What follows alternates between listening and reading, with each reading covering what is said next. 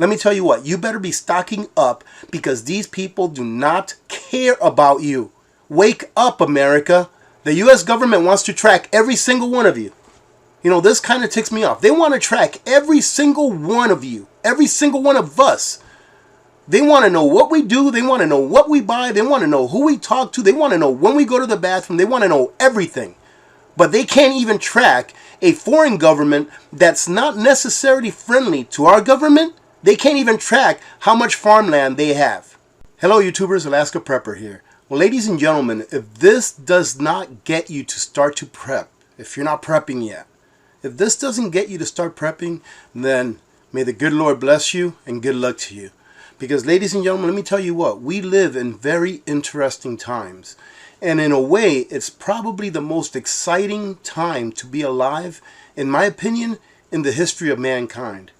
I personally think that China really needs the United States for one reason and one reason alone. For our land, for our farmable land.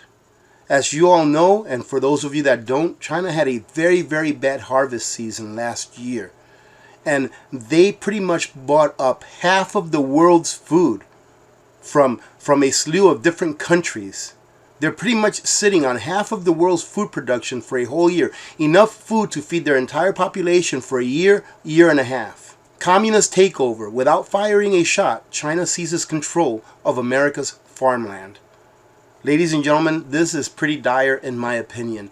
I don't understand how it is that a country, any country, not just the U.S., but any country, would allow a foreign government to purchase land, to physically purchase land on their soil. How can we allow someone to come here and purchase land from us that represents a foreign government? I don't understand that. I don't know if it works the other way around, but thinking out loud, I would probably say not. I would probably say that we can't just go over to China and purchase land. You know why? Because even in China, you can't purchase land. You can only lease it. Even their own citizens can only lease land. I think it's for like 70 years that they can only lease land. So you can never purchase it. But we allow them to come over here and purchase land here on our country, on our soil. Incredible. I mean, this cannot end well. All right, ladies and gentlemen, this cannot end well because China's going to want to have what they paid for. All right, they're selling us all of their cheap goods. We're selling them all of our product for the cheap goods that they sell us. And then they're taking the profits that they're making from the cheap goods that they sell us and buying up real assets. So look at it this way. You're buying a little gizmo. I don't even know if this was made in China. I have no idea. All right. But you buy this bottle right here. It has a little bit of intrinsic value. Sure it does because it's holding my drink right now. But just put anything in its place. You buy a gizmo. You buy a piece of plastic that in 3 months to a year is going to be in a landfill. China profits off of it, and then they use their profits not to buy our gizmos because we don't produce anything. We don't manufacture anything or anywhere near what they manufacture. I really can't even think of very many things that are manufactured here in the U.S. I'm sure there is a few, but I can't think of many. It's almost an oddity nowadays that if you go to a store and you see something that says made in the USA, you're like, oh wow, look at this, it was made in the USA. I know that's the kind of reaction that I have. But they go ahead and take the profits that they make from selling us junk, and then they turn around and they use those profits to go ahead and buy real stuff. Buy our land, buy our stocks, buy real things that they can actually take and profit from, not only monetarily, but to be able to feed their people while our land here is pretty much strip mined. The Chinese communists have their tendrils in nearly every American industry, from food production to farming, transportation, education, medicines, media, movies, etc. The U.S. president told the media earlier in 2021 after a phone call with the Chinese president that China was going to eat our lunch. That just blows me away right there, that statement. Heads up, they're already eating our lunch as they buy up American farmland and invest in thousands of American companies. The current trend in the U.S. is leading us toward the creation of a Chinese-owned agricultural land monopoly. Representative Dan Newhouse warned in a recent House Appropriations hearing. Ladies and gentlemen, can you just imagine that? Can you just imagine that China owns so much American land that it can actually affect what we can keep here for ourselves?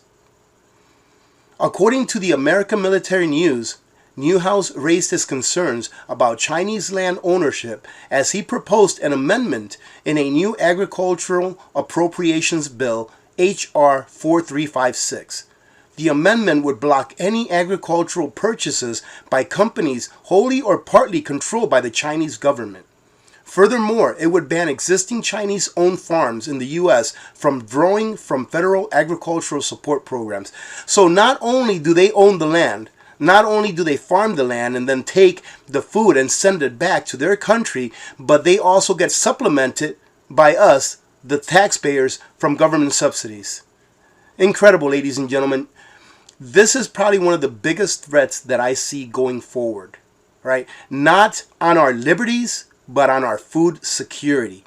And as far as I'm concerned, the more food, the more production of food that a country has, the better that it is off, because the better that it is prepared, all right? I consider not having control over your food production like a national security problem, right, ladies and gentlemen? Because what happens when they own these farms?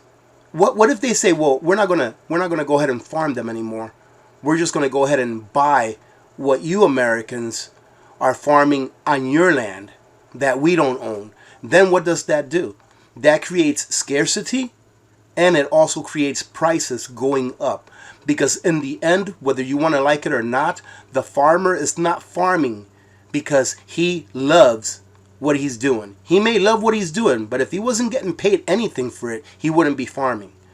And farmers have been stripped of so much wealth over the decades that they barely even make anything more today than what they did 20, 30, 40 years ago. So of course they're going to sell it to the highest bidder. That's what they're farming for. That's why they work 16-hour days, so that they can make a living. Representative Newhouse is an agricultural scientist and served as a director of agriculture in Washington from 2009 to 2013. Democrats were fearful that the amendment might cause an anti-Asian backlash through the country, but the legislative package passed the House on a bipartisan vote. The issue is now in the Senate.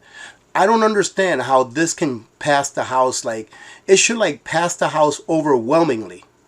It should be it should have a what is it, 435? I think there's 435 congressmen, right? It should have 435 to 0. And when it gets to the Senate, it should be 100 to 0, passing this bill saying that China cannot buy any more land in the United States. And the land that they already own, we should be buying that back. We should be buying that back and letting citizens buy that land. Not large corporations, but citizens that actually want to farm it. And here, Robbie Starbuck, a candidate for U.S. Congress in the Middle Tennessee 5th District race, recently drew attention to the threat of Communist China buying America's farmlands. And he stated 30 million acres of U.S. farmland were held by foreign investors as of 2015.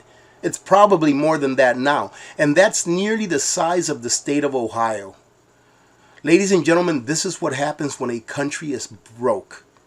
We are broke as a nation. So we allow these other countries to push us around. Trust me, that's what's happening. They don't have much of a choice up there in Washington. Right? Those people up there in Washington, they're pretty much doing anything that they're told to do right now.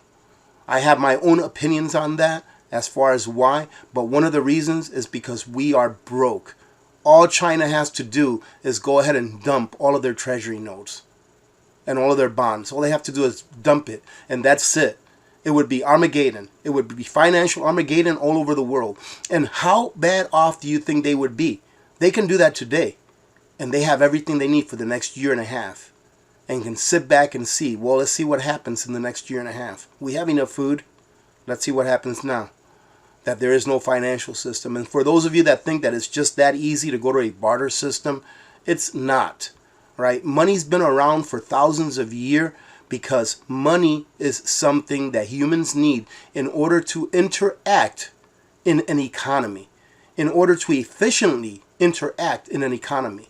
Look at it this way.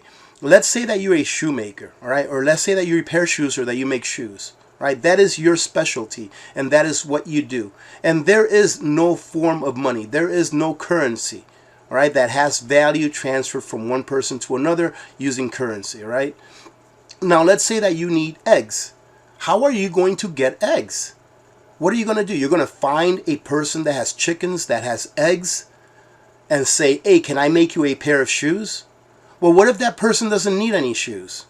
That's where money comes in. You sell your shoes to anyone that wants it for whatever you're asking for it. And if they agree to pay you what you're asking for it, you collect the money, the currency, all right? And then you take that currency and you buy your eggs from someone else. And they'll accept that currency because they know that they can take that currency and go buy candles from someone else that didn't need their eggs. Sure, bartering in a very small society, it may work on a limited basis, but it doesn't work nationwide and definitely not worldwide. So ladies and gentlemen, we need money. We need a financial system. Am I saying that the financial system by which we are governed today works? No, it's terrible. It was only put there in order to steal your wealth and to make you a slave to the system. It's not money. That's why. It's fiat currency.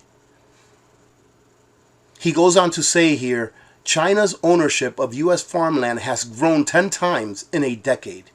This is a national security issue. Every state must ban or restrict foreign entities from owning our farmland. I couldn't agree with that more, ladies and gentlemen. Raise your hand if you think we should ban Chinese companies and Chinese nationals from buying farmland in the U.S. and apply a yearly special tax to existing farmland owned by Chinese nationals until they sell it and apply the proceeds to local infrastructure and improvements. I think we ought to do that. I think we ought to incentivize them from wanting to own land here. They want to buy our goods, fine and dandy. It's a free market. If they want to buy our goods and our farmers want to sell it to them, fine and dandy. But they have no business owning land here in our country. Our farmland is critical to our survival. Giving control of it to a communist entity is beyond stupid. It's dangerous. They'll never let us control their farmland. This practice must end. U.S. farmland should be owned by U.S. citizens. Protect our food supply and put Americans first. And I have to say amen to that. I don't know what party this gentleman is affiliated with. I don't care, because what he is saying is accurate. In December, China was accused of hoarding food such as grains, dairy, and other items, causing the price of food to climb. Of course, we understand that that's not the only reason for the price increase, but it is one. Now, you all know where I stand on that, ladies and gentlemen. Scarcity does have some play in how much food costs, but the inflation that this government has produced over the last year and a half or so is the most that it has produced in that period of time since the beginning of this country. In no other time in history has a government, i.e. the Federal Reserve and our government, made so much money out of thin air than in the last year and a half to 2 years. And that has a very big impact, and it will continue to have a big impact on how much we pay for food and everything else. However, with China buying up all of this supply that's in the free market, it does put some upward pressure on prices. And that also, in my opinion, has something to do with prices going up. They go on to say China currently holds 65% of the world's corn, 61% of the world's rice, 51% of the world's wheat, 37% of the world's soybean. None of that accounts for meat. In 2013, a Hong Kong company acquired Smithfield's Meats, the largest pork producer. They have been a U.S. company since 1936 and provide about 40,000 jobs. Keep in mind that whether it's Hong Kong or mainland China, all businesses owned by Chinese companies must be submitted through the CCP. And much of their push is tied to the Communist Belt and Road Initiative. China also acquired pork producer Clougherty Packing in California in 2017. With these acquisitions come acres and acres of land. According to the Agriculture News, with 1.4 billion mainland citizens at the supper table, China is desperate for more farmland. Although the Chinese president rarely wastes a speech opportunity without mentioning food security, China is the #1 AG commodity importer in the world. Although the Chinese president often claims it's all for food security, there is much more to it. According to the USDA report from 2018, Chinese officials have ambitious strategic plans for agricultural investments to reshape patterns of agriculture, trade, and increase China's influence in global markets. The federal law requiring foreign entities to advise the Department of Agriculture of investments in farmland is only haphazardly enforced, and companies from China are listed under various names. In addition, the USDA has not enforced tracking of foreign entities under the law since 2014. Imagine that, ladies and gentlemen. The US government wants to track every single one of you. This kind of ticks me off. They want to track every single one of you, every single one of us. They want to know what we do. They want to know what we buy. They want to know who we talk to. They want to know when we go to the bathroom. They want to know everything. But they can't even track a foreign government that's not necessarily friendly to our government. They can't even track how much farmland they have. Like I've said in the past, and I'm not going to go on a tangent here, but like I've said in the past, government is not here for you and it's not here for me. Government is here for government and their interest alone. All right, ladies and gentlemen, why do you think it's legal for a senator or a congressman to be able to get information on the stock market before you and I do, and to become multimillionaires doing so? Why is it legal? Because they care about you so much? You better be stocking up. Let me tell you what, you better be stocking up because these people do not care about you. Wake up, America. If you're not awake, wake up.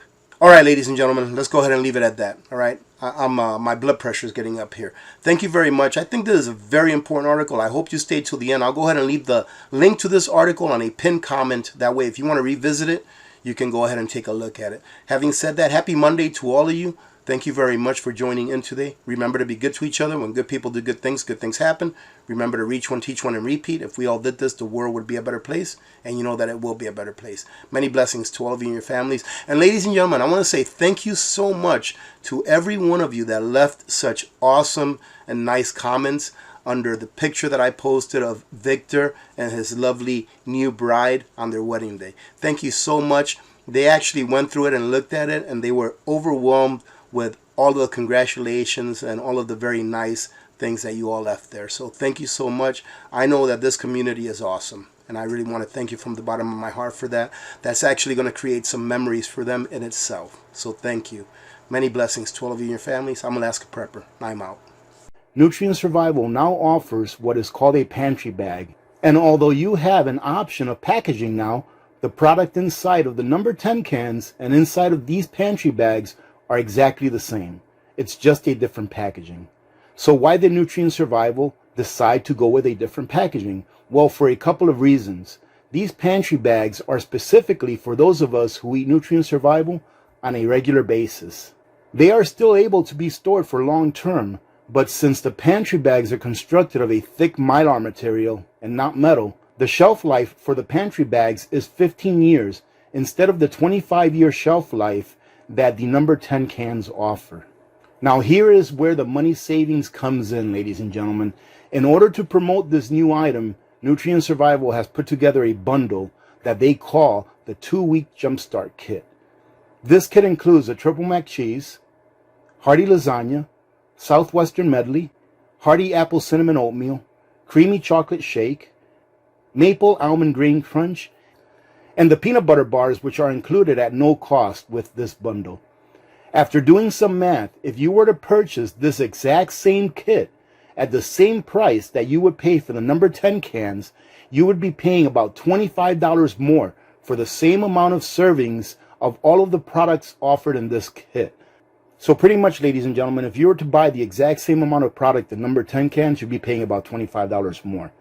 And not only are you saving $25 by purchasing the pantry bags, but since Nutrient Survival is giving away the peanut butter bars with this purchase, you save an additional $35 for a total of $60.